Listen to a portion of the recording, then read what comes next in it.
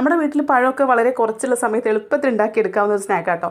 യൂട്യൂബിലൊരു video വൈറലായതിനു ശേഷമാണ് ഞാൻ മനസ്സിലാക്കുന്നത് ഇതിൻ്റെ സ്പൂൺ പഴംപൊരി എന്നാ പേര് എന്നുള്ളത്. നമുക്കന്നാ അറിയില്ലായിരുന്നു, നമ്മളിങ്ങനെ നുള്ളിയിട്ട് എടുക്കല ഉണ്ടായിരുന്നത്. അപ്പോൾ നമുക്ക് നമ്മുടെ വീട്ടിലെങ്ങനെ ഉണ്ടാക്കുന്നത് കാണിച്ചു തരാം കേട്ടോ. അതിനായിട്ട് 2 അത്യാവശ്യം പഴുത്തിട്ടുള്ള ഏത്തപ്പഴം എടുത്തിട്ട് ഒരു സ്പൂൺ വെച്ചൊന്ന് മിക്സ് ചെയ്തെടുത്തിട്ടുണ്ട്. ഉടച്ചെടുക്കുക. ഒരു പിടി തേങ്ങ ചിരകിയത് ചേർത്ത് കൊടുക്കുക. ഒരു 1/4 ടീസ്പൂൺ ഉപ്പ് ചേർത്ത് കൊടുക്കുക. പിന്നെ 3 ടീസ്പൂണ് പഞ്ചസാര ചേർത്ത് കൊടുക്കുക. പഞ്ചസാരയുടെ അളവൊക്കെ നിങ്ങളുടെ മധുരത്തിനനുസരിച്ച് മാറ്റം വരുത്താം കേട്ടോ. പിന്നെ ഞാൻ ചേർക്കുന്നത് കോൺഫ്ലോർ കേട്ടോ. കോൺഫ്ലോറിൽ മൈദ ചേർത്ത് കൊടുക്കുകയും ചെയ്യാം. ഞാൻ മൈദയും എന്താ പറയുക നമ്മുടെ അരിപ്പൊടിയൊക്കെ വെച്ച് ചെയ്യാറുണ്ട് കേട്ടോ. എന്താണ് വീട്ടിലുള്ളത് അതൊക്കെ വെച്ച് ചെയ്യും. അല്ലെങ്കിൽ ഗോതമ്പൊടിയാണെങ്കിൽ അത് ചേർക്കും. അതൊക്കെ നമ്മുടെ വീട്ടിലുള്ളതിനും നമ്മുടെ ടേസ്റ്റിനനുസരിച്ച് മാറ്റം വരുത്തുക. ഈ ഒരു കൺസിസ്റ്റൻസിലാവുന്നവരെ കുറച്ച് പൊടി ചേർത്ത് കൊടുക്കുക. പിന്നെ കുറച്ച് ഏലക്ക പൊടി ചേർത്ത് കൊടുക്കുക. അത്രയേ ഉള്ളൂ. എളുപ്പമല്ലേ? മിക്സ് ചെയ്തെടുത്ത് കഴിഞ്ഞാൽ നമുക്കിത് ഫ്രൈ ചെയ്തെടുക്കാം. അതിനായിട്ട് വെളിച്ചെണ്ണ ചൂടാക്കി എടുത്തിട്ടുണ്ട്.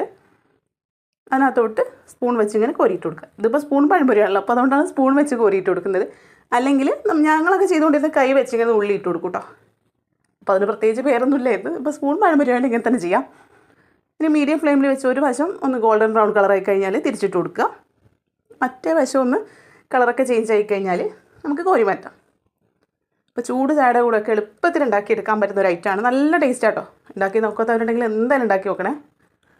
അപ്പോൾ ഇങ്ങനത്തെ വീഡിയോസൊക്കെ ഇഷ്ടപ്പെടുന്നുണ്ടെങ്കിൽ നമ്മുടെ ചാനലൊന്ന് സബ്സ്ക്രൈബ് ചെയ്ത് സപ്പോർട്ട് ചെയ്യുക.